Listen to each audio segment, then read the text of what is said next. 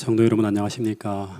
네, 둘째 찬미를 부르지 말고 좀 더 충분하게 말씀을 나누라고 하시는 것처럼 보여서 빨리 올라왔습니다. 목회실 회의 때도 잠시 나눴는데 우리가 히라 캠프를 하면서 정말 은혜로운 말씀을 우리가 많이 들었는데 이 오충환 목사님 말씀을 들으면서 혹여나 높아심으로 좀 한 말씀을 좀 드리도록 하겠습니다.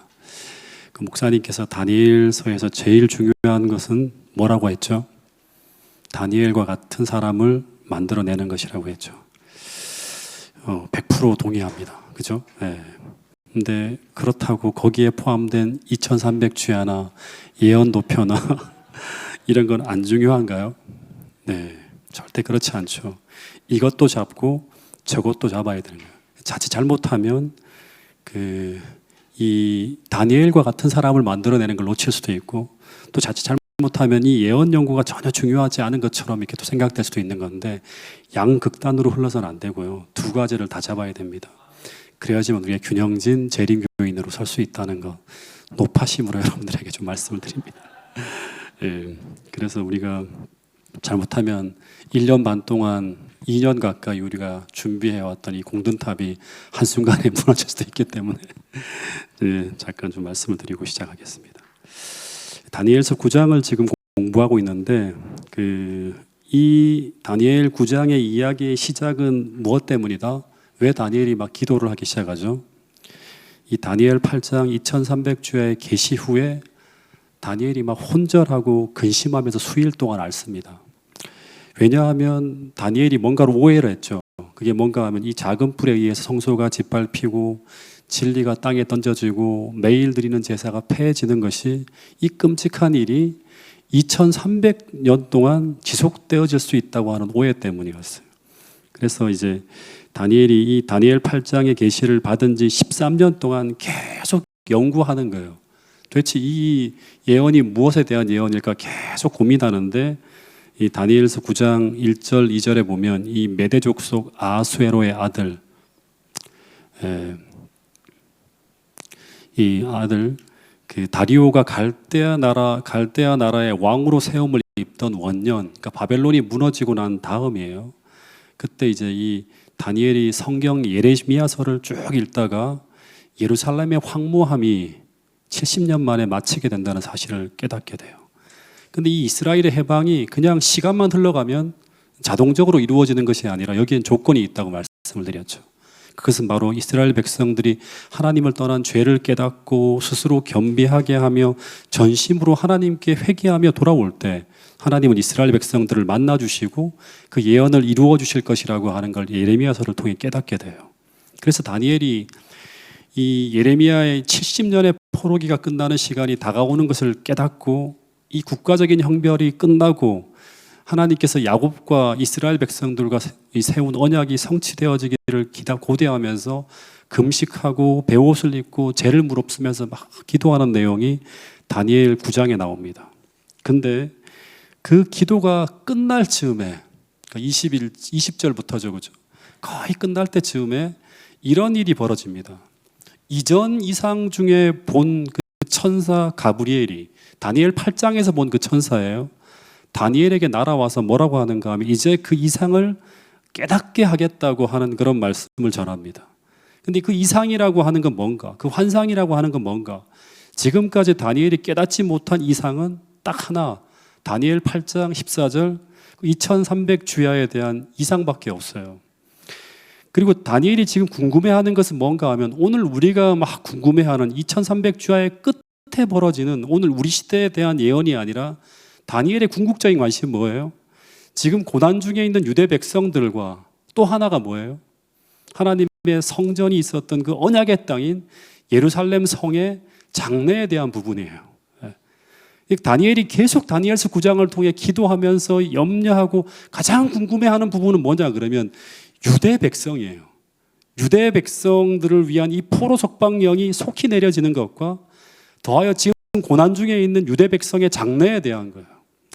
그래서 이 가브리엘 천사가 뭐라고 하는가 하면 이 혼동하고 오해하고 있는 이 다니엘의 그 부분을 설명해 주기를 시작하면서 뭐라고 하는가 하면 이런 얘기를 했죠. 내 백성과 내 거룩한 성을 위하여 어떻게 한다?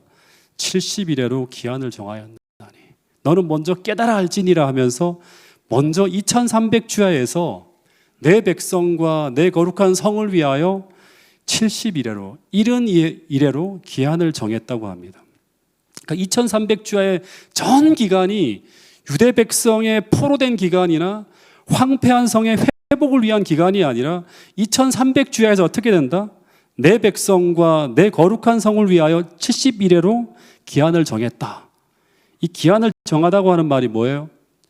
이제 기억하시죠? 기한을 정하다고 하는 말이 뭐다? 바로 잘라낸다고 하는 거예요. 히브리어로 자르다, 잘라내다, 작정하다, 하타크라고 하는 단어를 썼어요.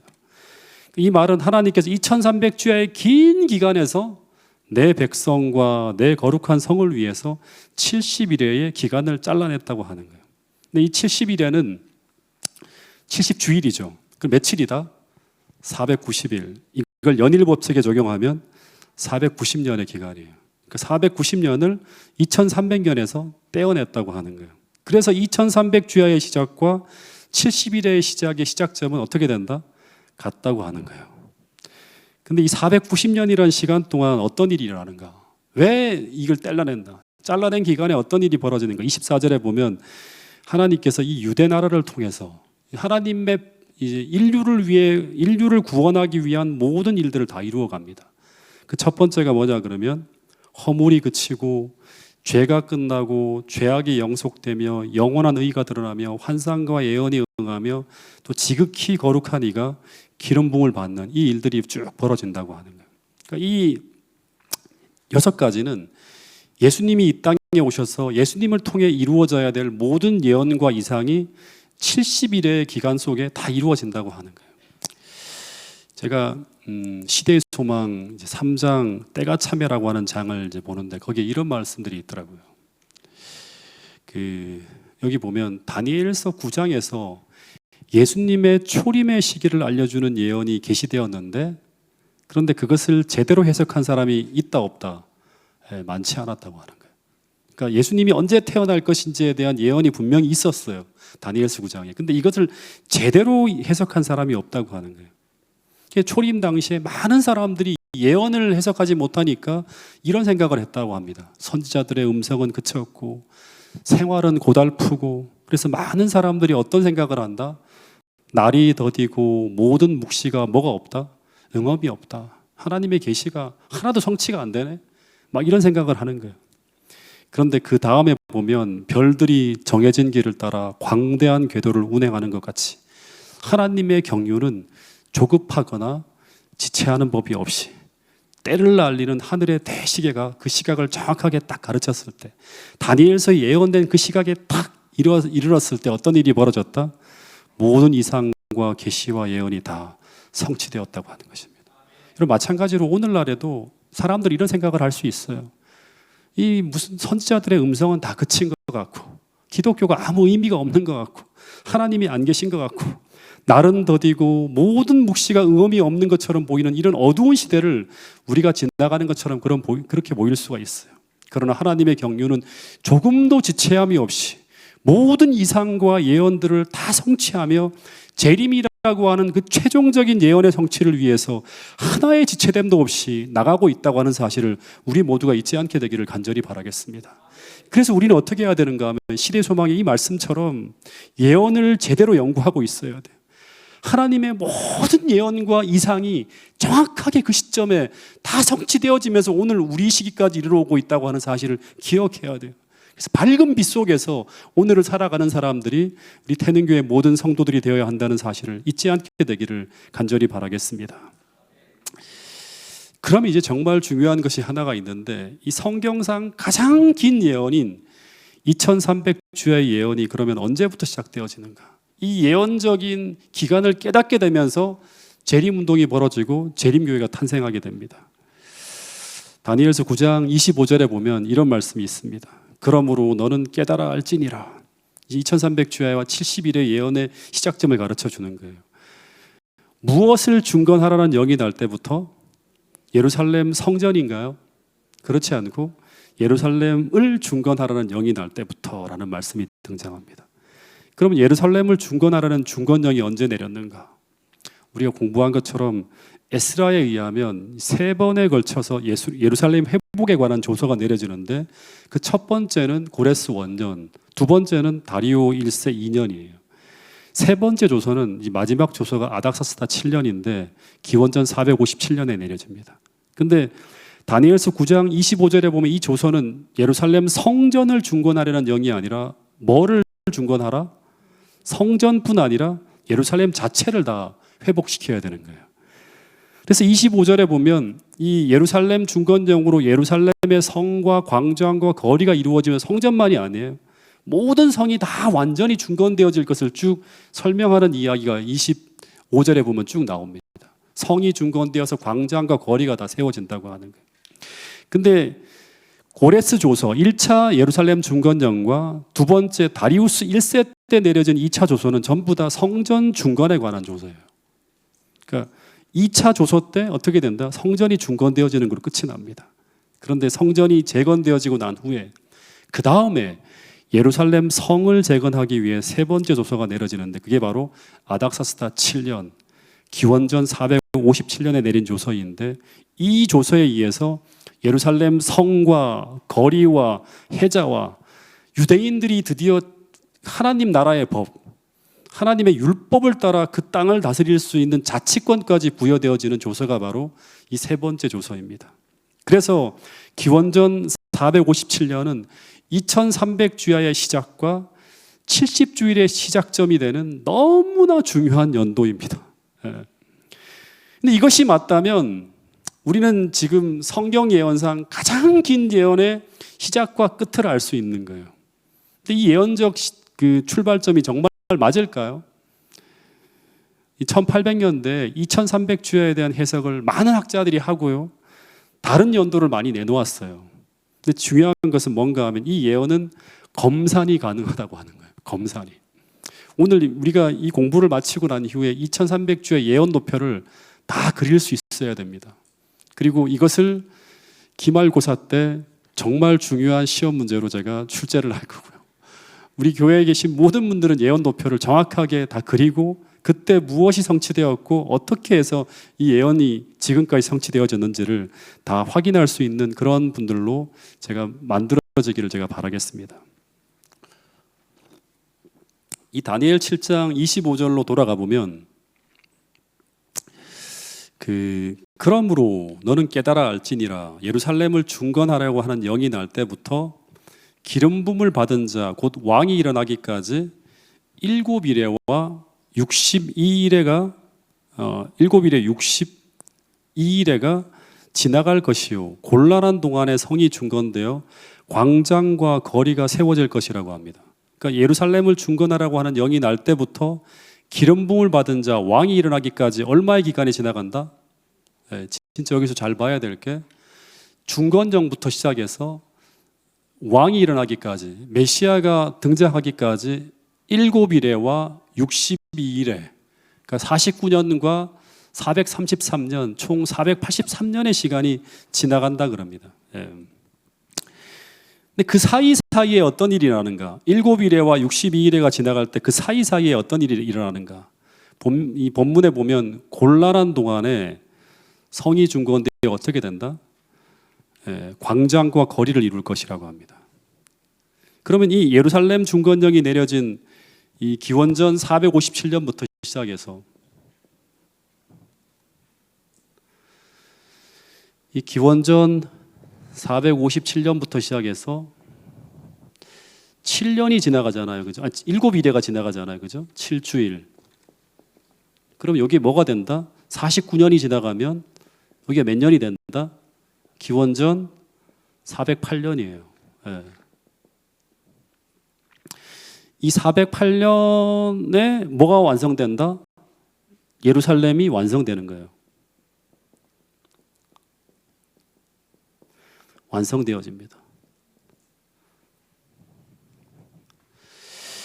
그런 다음에 이 408년에 다시 시작해서 몇 주일이 지나간다? 여러분 정신 바짝 차리시고 따라오십시오. 62주일이 지나갑니다. 그럼 이게 몇 년이다? 434년 62주일이 쭉 지나가면 이 끝에 뭐가 된다? 언제가 된다 그러면 이건 이제 기원 후가 됩니다. 27년이 됩니다. 근데 이 27년이 되면 이때 뭐가 일어난다? 기름 부음을 받은 자. 기름 부음을 받은 자. 왕이 일어난다 합니다. 네. 이게 70주일의 예언도표 속에서 69주일까지, 그러니까 7주일, 62주일 하면 69주일이죠, 그죠? 69주일의 그림이에요. 네. 마지막 하나가 더 있죠, 7주일이, 그죠? 그러니까 7주일이 한 주일. 네. 정말 그 일이 다 일어났는지 우리 한번 살펴봐야 돼요. 네. 먼저 408년에 성이 중건되었다고 하는데 한번 지금부터 잘 들어보세요. 이 예루살렘이 완전히 멸망하게 된 거는 기원전 586년이에요. 바벨론에 의해서 완전히 함락될 때, 그때 어떻게 함락되어졌는가 하면 시드기야 왕 때 철저하게 파괴되어집니다. 성전과 백성들의 집, 거리, 도랑, 해자, 성둘레, 외호와 성루, 성벽 다 파괴되어져서 진짜 말 그대로 돌 하나도 도리에 놓이지 않은 것처럼 철저하게 무너집니다. 이 도시를 다시금 재건하는 것은 진짜 어마어마한 노동력과 비용이 들어가는 일이었어요. 거의 불가능한 일이었어요. 예. 근데 먼저 뭐부터 복구한다? 하나님이 성전부터 복구하기 위해서 기원전 537년 1차 조처 때부터 시작해서 장작 기원전 515년까지예요. 20년이 넘는 기간에 걸쳐 쭉 성전이 건축 중건되어지는 일이 진행되어집니다. 이 성전 중건을 위해서 세움을 받은 종들이 있죠. 아카데미 시간에 다 공부했는데 너무 오래됐죠. 이 성전 중건을 위해서 투입되어진 지도자들이 있죠. 선지자로는 학개와 스가랴. 선지자로는 학개와 스가랴입니다. 성전 중건을 위해서 동시대에 투입되어진 그 선지자죠. 지도자로서는 총독이 수룹바벨, 제사장이 여호수아. 이 네 사람의 이름을 좀 기억하십시오.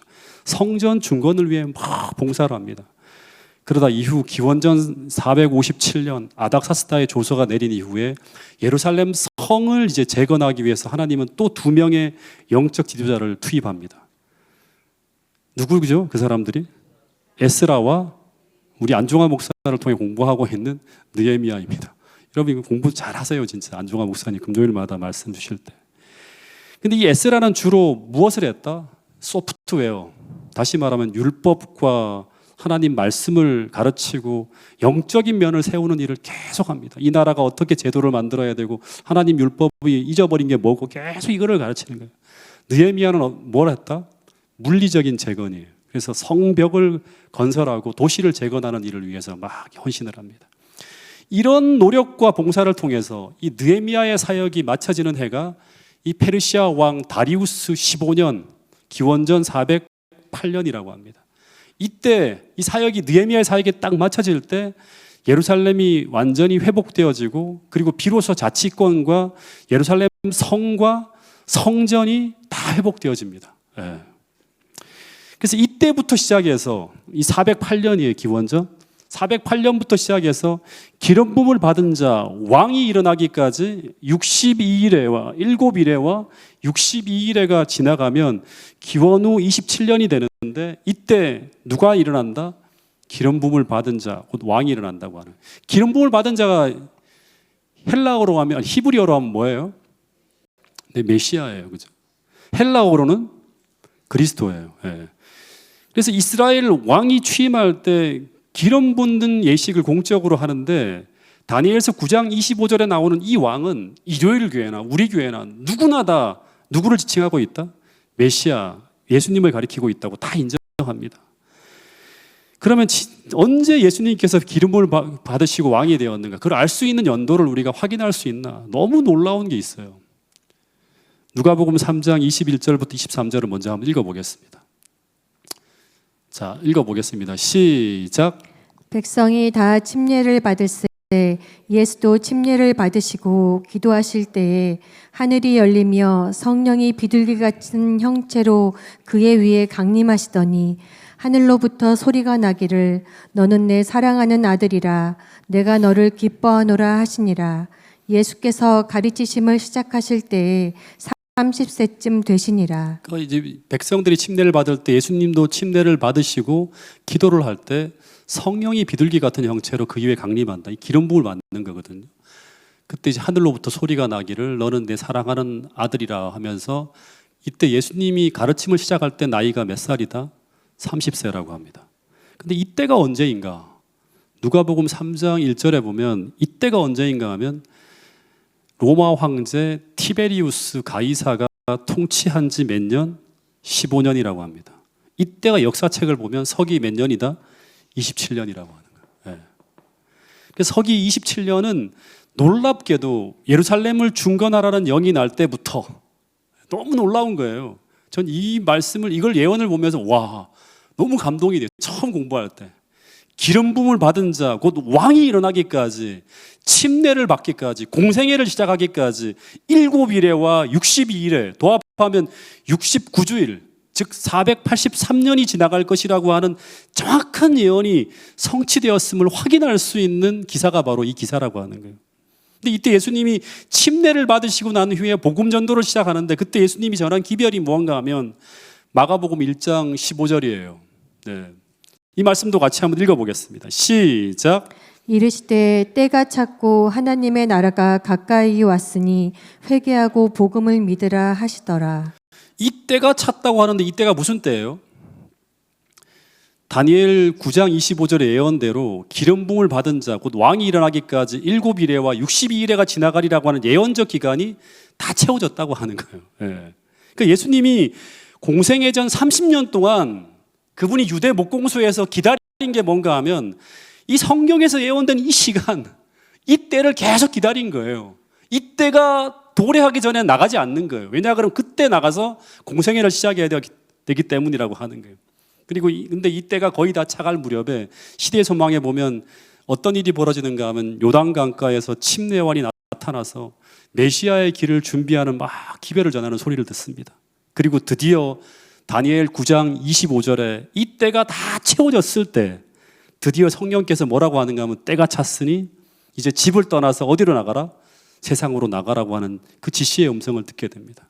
예수님께서 먼저는 성경을 통해 그 예언된 시간을 먼저 철저하게 연구하신 후에 그 다음 뭘 본다? 세상의 형편과 징조를 쫙 확인하시면서 침례요한이 등장하는 것도 하나의 뭐로 볼까요? 징조로 봤겠죠. 그러면서 하나님의 음성을 계속 기다리는 거예요. 그래서 드디어 하나님의 음성을 들으시고 요단강가로 나가서 뭘 했다? 공생애를 시작했다고 하는 거예요. 그러니까 우리가 알아야 될 것은 무엇인가 하면 예수님께서 무턱대고 주관적인 하나님의 음성만 들으시면서 움직이는 것이 아니라 먼저는 뭐 했다? 성경을 아주 빈틈없이 철저하게 다 연구했다고 하는 것입니다. 왜냐하면 그분도 인간이시기 때문에 우리 머릿속으로 들어오는 음성이 하나님 음성만이 아니라 사단의 음성도 같이 들려오는 거예요. 어떻게 분별하는가? 말씀을 통해서 분별하는 거예요. 여러분 이 말씀이 시대의 소망에 있어요. 같이 읽어보겠습니다. 시대의 소망 233페이지예요. 시작. 그리스도의 가르침의 요지는 곧 때가 찼고 하나님 나라가 가까웠으니 회개하고 복음을 믿으라는 것이었다. 이와 같이 구주께서 친히 전하신 복음 기별은 예언에 기초되어 있었다. 예수께서 청취되었다고 선언하신 때란 천사 가브리엘이 다니엘에게 알려준 시기를 말한 것이었다. 서기 27년에 예수께서는 침례를 받으실 때 성령의 기름 부음을 받았으며 곧 이어 그분의 공생애가 시작되었다. 그때에 때가 찼다는 기별이 선포되었다. 그냥 무턱대고 때가 찼다. 내가 나왔으니까 때가 찬 거야. 이게 아니라 아무도 모르는 게 아니라 너희들 다 알고 있는 그 메시아의 때가 딱 찼다고 하는 거예요. 그래서 예수님께서 선포하신 모든 말씀은 구약의 모든 말씀과 예언의 말씀에 기초된 말씀이었다고 하는 거예요. 그래서 이 다니엘서 9장은 예수님이 예언된 메시아라고 하는 것을 정확하게 알려주는 너무나 중요한 예언의 말씀이라고 할 수 있겠죠.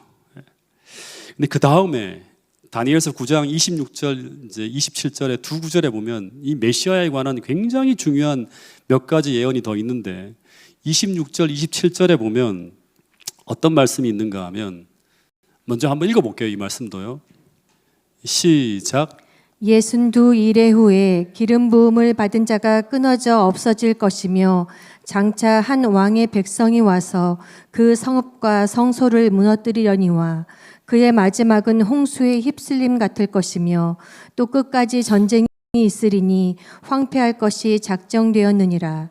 그가 장차 많은 사람들과 더불어 한 이레 동안의 언약을 굳게 맺고 그가 그 이레의 절반에 제사와 예물을 금지할 것이며 또 포악하여 가증한 것이 날개를 의지하여 설 것이며 또 이미 정한 종말까지 진노가 황폐하게 하는 자에게 쏟아지리라 하였느니라 하니라. 이 말씀을 보면 26절에 보면 메시아는 62일의 후에 어떻게 되어야 한다? 죽어야 돼요. 성경의 예언에 보면. 왜냐하면 그때 기름 부음을 받은 자가 끊어져 없어질 것이라고 했기 때문에요. 27절에 보면 이제 이 그리스도가 장차 많은 사람으로 더불어 한 이레 동안 7년 동안 언약을 굳게 정할 것이라고 했고, 그리고 그가 이레의 절반에 제사와 예물을 금지할 것이라고 했어요. 다시 말하면 69주일이 되는 그 시기, 서기 27년에 침례를 받으시고 난 이후에 그 후에 메시아가 그 후에 돌아가신다고 했는데, 근데 돌아가시는 때가 분명히 예언되어져 있죠. 언제다? 유대인을 위해 잘라낸 70주일의 마지막 7일, 마지막 7일이 여기 한 주일이에요. 한 주일 7일이 7년이에요. 근데 이 일에 언제 죽는다? 절반에 제사와 예물을 금지한다고 하는 거예요. 이때 누가 죽는다? 기름 부음 받은 자 예수님이 돌아가셔야 됐어요. 그래서 예수님은 이 예언 그대로 침례를 받으신 후에 3년 반 동안 공생애를 살아가신 후에 이 예언 그대로 서기 31년 무슨 날? 6월절에 딱 돌아가셨어요. 너무나 기가 막히게 3년 반 동안 딱 이 다니엘서 예언 그대로 정확하게 돌아가신 거예요. 그 예수님이 공생애 내내 3년 반이 지나면 어떻게 된다? 성경을 다 공부했잖아요. 예수님이 3년 반이 지나면 어떻게 된다? 내가 십자가에 달려 돌아가실 것을 정확하게 알면서 그 피 묻은 십자가의 길을 쭉 걸어가신 거예요. 그래서 계속 주님께서 뭐라고 하는가 하면 내 때가 아직 이르지 않았다. 내 때가 이르지 않았다. 성경에 기초해서 한 거예요. 하나님이 알려준 그 때가 아니라 성경에 예언되어져 있는 그 이때를 분명히 보면서 계속 걸어갔다고 하는 거예요. 근데 이분이 3년 반의 사역이 마쳐지면서 그분이 돌아가실 때 이제 더 이상 이 제물이나 뭐 제사를 성소에 드릴 필요가 없게 되면서 제사와 예물을 금지하셨다고 하는데, 그러면서 뭐가 폐지되어진다? 성소와 관련되어진 모든 의식과 제도들이 다 폐지되는 거예요. 이걸 이제 바울 서신을 통해서 계속 율법이 폐지되었다고 하는 가운데서 얘기되어지는 그 이야기들이에요. 그러면서 예수님이 돌아가실 때 제사와 예물이 다 폐지되었다는 그 증거로 마태복음 27장 50절 51절에 보면 어떤 일이 벌어진다? 성소의 휘장이 위로부터 아래로 쫙 쪼개지는 거예요. 갈라지는 표정이 나타났다고 하는 것입니다. 그래서 다시 돌아가 보면 예수님이 AD 27년에 공생애를 시작하시면서 마지막 한 일에 동안 7년 동안 이 유대인들과 더불어서 언약을 아주 굳게 세웠다고 합니다. 이 7년이 유대인을 위한 마지막 최후의 뭐다? 은혜의 기간이에요. 이 동안은 예수님께서 다른 어떤 것에도 사역을 이제 흐트리지 않고 예수님의 공생의 3년 반, 또 예수님이 돌아가신 후에 사도행전에서도 제자들을 통한 3년 반 동안은 오직 누구에게만 집중하는가 하면 유대인들을 구원하기 위해서 최선을 다하는 걸 볼 수 있어요. 예수님이 심지어 어떤 말씀까지 하셨는가 하면 마태복음 10장 5절 6절에 보면 제자들에게 어떤 말씀으로 하는가 하면 이방인의 길로도 가지 말고 사마리아의 골로도 가지 말고 차라리 어떻게 하라? 이스라엘의 잃어버린 양에게로 가라고 하는 거예요. 그러니까 집중하라고 하는 거예요. 계속 전도를 보내면서도. 그래서 사도행전을 보면 제자들이 오순절에 성령을 받은 이후에도 사명은 뭐예요? 예루살렘과 유대와 사마리아와 땅끝까지 복음을 전하는 것인데 이 3년 반 동안은 여전히 유대와 예루살렘에 머물며 복음을 전합니다. 그러다가 유대인에게 배당된 이 490년의 역사의 마지막에, 그러니까 7년의 끝이죠. 77년의 끝에 AD 34년에 벌어진 사건이 어떤 사건인가 하면 바로 이 사건이 벌어지면서 이제 70주일의 그 긴 기간이 끝이 납니다. 자, 이 말씀을 같이 한번 읽어보겠습니다. 대쟁투 학원 46페이지 47페이지에 있는 말씀입니다. 시작. 유대인을 위하여 배정된 70주일 곧 490년이 서기 34년에 마치게 된 것은 그때의 유대의 사내들인이 취한 태도, 즉 스데반을 돌로 쳐 죽이고 그리스도인들을 박해함으로써 국가로서 복음을 거절하는 인을 친 것이다. 그 후 구원의 기별은 더 이상 택하신 백성에게만 국한되지 아니하고 온 세상에 전해지게 된 것이다. 예, 그래서 이 사도행전 7장에 스데반이 유대인들의 대표들이 모인 그 사내들인에서 마지막으로 복음을 전하다가 어떻게 된다? 유대인들의 대표에 의해서 돌에 맞아 죽습니다. 국가적으로 이제 거절을 당한 거죠. 그러면서 유대인들은 복음을 국가적으로 완전히 거절하는 뭐를 치고 인을 쳤다고 합니다. 이 사건으로 말미암아 유대인들에게 배당된 이 70주일의 마지막이 딱 이제 끝이 나는 거예요. 그러고 난 다음에 이 구원의 기별이 이때부터 그 다음 한 장을 넘기면 사도행전 8장부터 더 이상 선택하신 유대 백성들에게만이 아니라 사마리아로 땅끝까지 복음이 쫙 전해지는 걸 볼 수 있습니다. 너무너무 기가 막히게 구약에 예언되어진 그 스케줄을 따라서 정확하게 하나하나 다 성취하면서 역사가 흘러가는 걸 보게 됩니다. 근데 이 사건이 일어난 다음에 다니엘서 9장 26절 27절에 보면 또 어떤 일이 벌어지는가 하면 자, 요거 잠깐만요. 성경 처리. 26절 27절에 뭐 어떤 일이 벌어지는가 하면 이 62일의 후에 기름 부음을 받은 자가 끊어져 없어질 것이라고 했고 그 후에 장차 한 왕의 백성이 와서 이게 누굴까요? 그 성읍과 성소를 또다시 회파하는 일이 벌어지고 그의 종말은 홍수의 엄물됨 같이 되고 또 끝까지 전쟁이 있게 될 것이고 황폐되어지는 일이 작정되었다고 하는 그런 말씀이 나옵니다. 이 말씀은 어떤 말인가 하면 서기 27년 이후에 62일의 이후에 예수님께서 십자가에 돌아가시는 일이 있을 것이고 그 다음에 장차 한 왕은 누굴까요? 네, 로마죠. 네. 로마의 한 왕이 등장해서 이스라엘의 성읍과 성소를 또다시 회파하는 일이 벌어질 것이라고 하는 거예요. 예수님이 돌아가시고 난 후에 유대인들이 예수님을 거절했잖아요. 그러면서 이스라엘 백성과 예수님 사이의 언약이 어떻게 된다? 깨어지고 난 이후에 기원 후 79년에 로마의 군대가 예루살렘 성을 이렇게 쭉 포위하는 일이 벌어지죠. 그래서 어떤 일이 벌어진다? 성읍과 성소가 또다시 다 회파되어지는 일이 벌어질 것이라고 예언했고 실제로 역사 속에서 그 일이 벌어졌다고 하는 것입니다. 그러니까 이 스데반의 죽음은 서기 34년에 유대인을 위해 배정된 70주일 490년의 마지막 해에 벌어진 사건이고 이 490년 동안 하나님께서는 유대 국가를 위해서 인류를 구원하기 위해서 하실 수 있는 모든 일들을 다 하셨어요. 그리고 난 이후에도 끝없이 국가는 망했지만 백성들을 계속 구원하기 위해서 쭉 끌고 가시다가 드디어 이제 79년에 요 예언 그대로 성도 무너지고 성읍도 무너지고 과거처럼 다시금 돌아가는 그런 일들이 벌어지는 걸 보게 됩니다. 여기서 우리가 마지막으로 좀 정리해야 될 게 뭐냐 그러면 이 70주일을 기초로 해서 70주일 동안 예언이 다 성취됐잖아요. 그렇죠? 이걸 기초로 해서 우리는 뭘 또 믿는가 하면 70주일 이후에 2300주야는 여기서부터 시작해서 더 길게 가는 거거든요. 이 이후에 벌어지는 모든 예언도 어떻게 될 것이다? 분명히 다 이루어질 것이라고 하는 것을 믿을 수 있는 보증이 되는 거예요.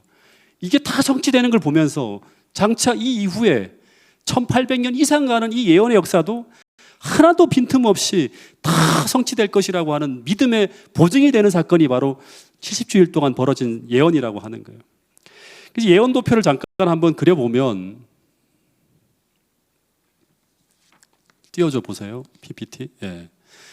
여기 보면 이제 우리가 그 BC 457년부터 시작해서 예루살렘 중건령이 바로 70주일과 2300주야의 시작점이라고 하는 걸 배웠어요. 그다음 7일에와 62일에 이걸 그리면서 저걸 보면 다 볼 수 있죠, 그죠? 7일에와 62일에가 지나가면서 그때마다 성경에 예언된 대로 기원전 408년에 성읍이 완공되어지고 이 AD 27년에는 기름 부음을 받은 자 곧 예수님께서 침례를 받으시며 공생애를 시작하고 1회의 절반에 제사와 예물이 폐지되어지면서 예수님이 십자가에 달려 돌아가실 것이 정확하게 예언되어졌고 성취되어졌고 그 다음에 70일의 끝에 스데반이 돌에 맞아 죽으면서 순교함으로 말미암아 70주일에 그 모든 예언이 완벽하게 성취되어집니다. 그 이후에 1810년이라는 긴 시간이 쭉 흘러가면서 이방으로 계속 복음이 전해집니다. 그죠? 그리고 난 다음에 AD 1844년에 드디어 성소가 정결해지게 된다고 하는 그 예언이 딱 성취되어지는 그 시간이 도래하는 걸 보게 됩니다. 그래서 이 지금까지 배웠던 예언 도표를 쭉 확인해 보면 이 1844년에 2300주의 예언이 맞춰지는데 이때부터 이제 다음 주에 우리가 또 공부를 하게 될 텐데 하늘은 재림을 준비하기 위한 마지막 준비를 하기 시작합니다. 예. 다시 말하면서 그 이후에는 더 타임이 세팅되어진 어떤 그런 예언이 없어요. 예. 하나님 백성들에게 마지막 은혜의 시기가 시작되어지는 시점이 바로 뭔가 하면 1844년이에요. 더 이상 예언된 시간이 없다고 하는 거예요. 이제 마지막으로 여러분들과 함께 점검해 봐야 될 것이 무엇인가 하면 2300주야와 70주일이 시작이 둘 다 예루살렘을 중건하라는 영이 날 때부터 시작되어지는데 근데 이 둘 사이에 아주 의미심장한 유사점이 많다고 하는 거예요. 이 한 가지만 또 이 마지막으로 좀 공부하고 우리 기도하는 시간을 좀 갖도록 하겠습니다.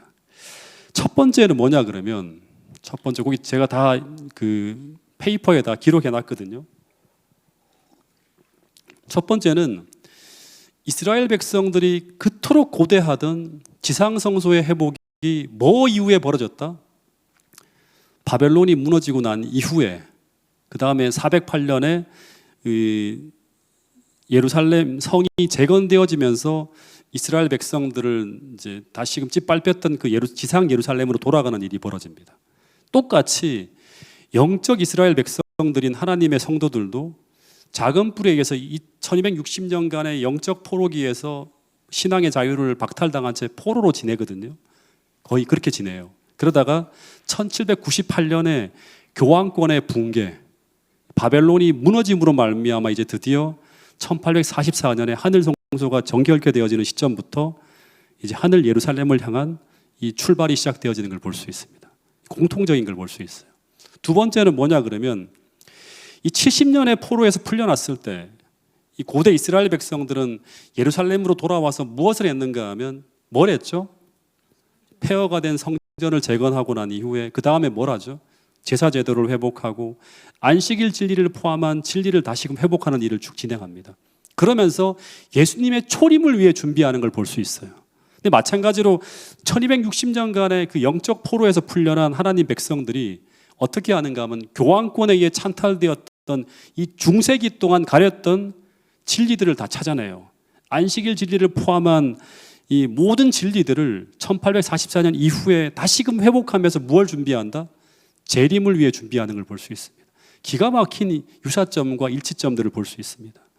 세 번째는 이 고대 바벨론으로부터 이스라엘 백성들을 불러내기 위해서 세 차례의 포로 석방령이 내려집니다. 537년 기원전, 520년 기원전, 457년. 마찬가지로 2300주야의 끝인 1844년 이후에 세 차례의 포로 석방령처럼 뭐가 전해진다? 세 차례의 기별이 전해집니다. 세 천사의 기별이 전해지는 거예요. 하나님 백성들을 하늘로 부르는 이 진리가 쫙 전해지는 거예요. 하늘로 돌아가라고. 하늘로 돌아갈 때가 되었다고. 바벨론에 머물지 말라고 하는 기별이 쭉 전해지는 거예요. 세 차례에 걸쳐서.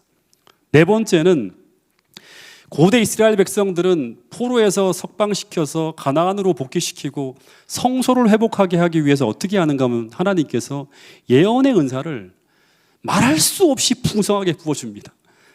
스룹바벨, 학계, 스가랴, 에스라, 느헤미야, 수많은 선지자들이 느헤미야까지 투입되어집니다. 전부 다 뭐예요? 예언의 선물을 가지고 갑니다. 다시 말하면 선지자로서 막 그들에게 등장해서 막 도와주는 거예요. 마찬가지로 하나님께서 하늘 가나안으로 당신의 마지막 백성들을 인도하시고 하늘 성소의 진정한 회복을 위해서 무엇을 주신다? 아주 풍성한 예언의 선물을 부어주셔서 남은 교회를 인도하고 계신다고 하는 사실을 우리는 깨닫게 됩니다. 그게 바로 계시록 12장 17절, 계시록 19장 10절에 나오는 예수의 증거와 대언의 영입니다.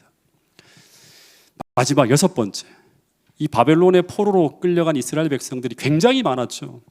근데 오직 남은 무리만이 하나님의 뜻에 따라 순종해서 세 차례의 이 포로 석방령에 응해서 가나안으로 돌아와서 성전 중건에 참여하면서 예수님의 재림을 준비하는 걸 볼 수 있습니다. 마찬가지로 마지막 남은 무리도 마찬가지죠.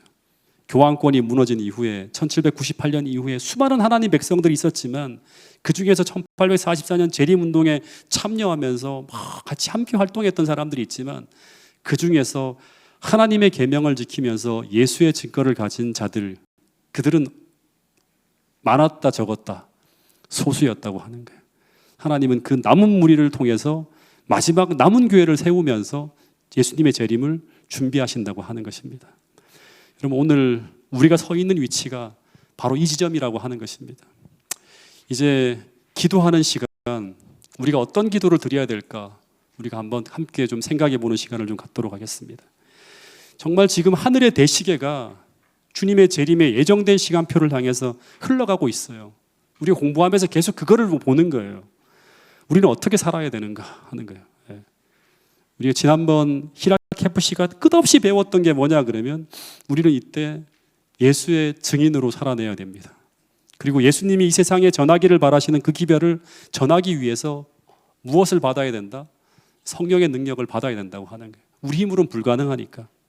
정말 이 교회가 진짜로 지난주에 계속 우리가 도전을 받았던 이 지경을 넘어서 온 세상을 향해서 이 기별을 큰 능력으로 전할 수 있도록 우리는 지금 무엇을 구하는 때인가 하면 그냥 쫄쫄쫄쫄 내리는 그런 성령이 아니라 늦은 비 성령의 역사를 위해서 기도해야 된다고 선지자는 말하고 있습니다.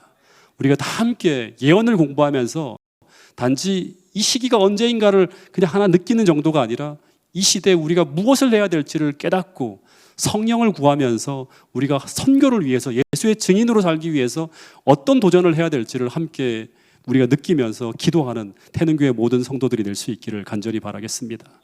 이 시대의 어둠을 뚫고 온 세상을 환하게 할 복음의 능력을 달라고 하늘을 향해 이 시간 기도할 수 있기를 간절히 바라겠습니다. 특별히 교회의 부흥의 핵심이 바로 무엇인가 하면 작은 교회예요. 이 작은 교회가 그냥 우리의 친목 단체로 그치는 것이 아니라 성령 충만한 교회로 거듭날 수 있도록 모든 리더들이 깨어 각성하며 시대의 엄숙함을 깨닫고 하나님 앞에 헌신하는 그런 주의 종들로 거듭나고 아울러 그들의 헌신을 통해서 작은 교회가 회복되어지는 놀라운 역사가 벌어질 수 있도록 함께 기도해 주시기를 간절히 바라겠습니다. 그리고 또 하나, 영혼 구원을 위한 영적 전투가 벌어지는 현장들이 굉장히 많이 있습니다. 우리 강동주 선생님을 위해서 특별히 기도해 주시고요. 그리고 박병희 집사님의 남편 되시는 우리 송영규 선생님을 위해서 기도해 주시고요. 그리고 제가 중보기도팀에 올렸는데 일요일마다 성경 연구 모임이 특별히 있습니다. 우리 김두한 선생님 사무실에서 우리 김두한 선생님과 또 우리 문정은 사모님 하고 문승대 장로님 그리고 김부덕 집사님이 지금 한 달 이상 계속 공부를 하고 있는데 거기에 가족분들 한 4분하고 그 다음에 우리 김두한 선생님의 지인분들이 한 2분이 참여합니다. 그래서 6분이 진지하게 성경을 연구하고 있는데 이분들이 모두 진리를 깨달을 수 있도록 그날이 속히 올 수 있도록 매 모이는 집회 때마다 성령이 역사할 수 있도록 여러분 기도해 주시기를 부탁드리겠습니다. 그리고 마지막으로 아픈 한우들을 위해서 끊임없이 그 병상에서 하나님을 만나고 평안함을 유지하고 하늘로 가는 그 걸음이 비록 몸은 아프지만 멈추지 않을 수 있도록 우리 함께 기도해 주시기를 부탁드리겠습니다. 개인 기도 시간을 가진 후에 마치는 기도를 하고 마치도록 하겠습니다.